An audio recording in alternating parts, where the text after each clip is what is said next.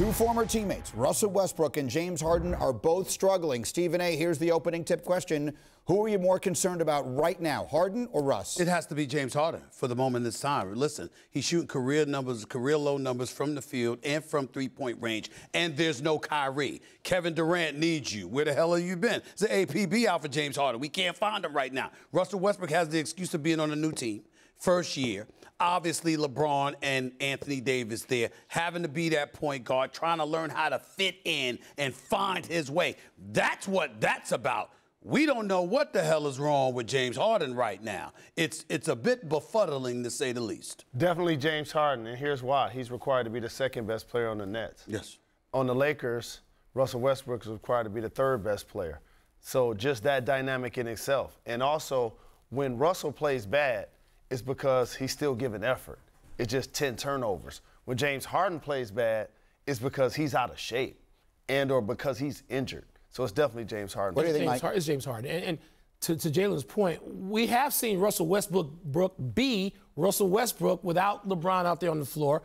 You know, my remedy for this is still to have him play mostly, not mostly, but largely with the second unit, because he can be Russell Westbrook. He's not incapable of being Russell Westbrook. Harden right now doesn't look capable. And you say, where is he, Stephen A.? He's like somewhere in there. Even he has acknowledged this by saying he's not at that point of conditioning. That hamstring over the summer would not let him get, I'm going to give him an excuse for now. It would not let him spend the amount of time getting in the kind of shape he needs to be in to be the point guard he was last season. I'm sorry. It's hard. I'm sorry.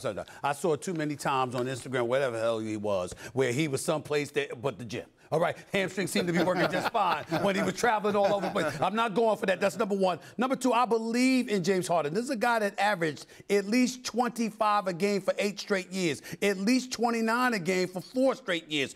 Back to back to back, 30-plus point games.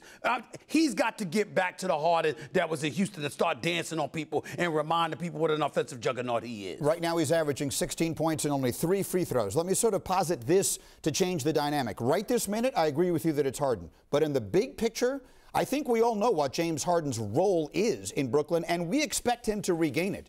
I'm not sure they're going to figure out what Russell Westbrook's role is in L.A., so in the long run, I think I'm more worried about That's him. just stubbornness. If they can't figure it out, come on, these are smart people. I mean, LeBron is one of the great minds in the history of the game. Absolutely. All right, Frank Vogel has been accomplished at other places. No, then that's on them.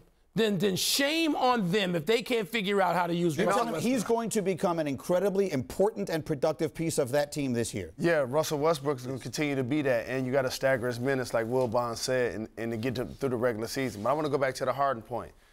When you're not getting productivity from James Harden, it's because he's injured and out of shape.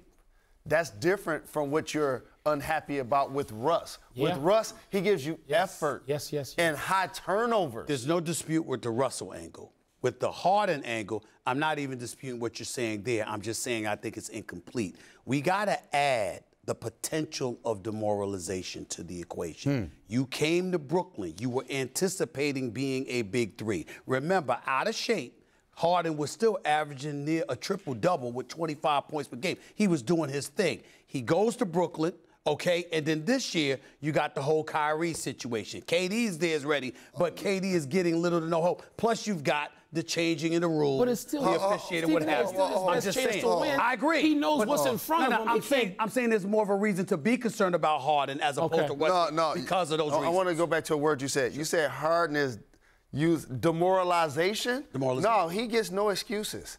It ain't got nothing to do with the refs. It ain't got nothing to do with Kyrie. His usage without Kyrie should be higher. I agree. Not lower. Right. Unless you were looking forward to playing the point and not having to put in the work that you put in all of those years in Houston and be that secondary dude. I agree. I agree, but I'm not saying it's an excuse. Let me be clear, because I'm not going to excuse him. None of us are going to excuse him for it. But that doesn't negate the fact that it's a possible reason coupled with everything else you said. That's all I'm saying. Thank you for watching ESPN on YouTube. For live streaming sports and premium content, subscribe to ESPN+.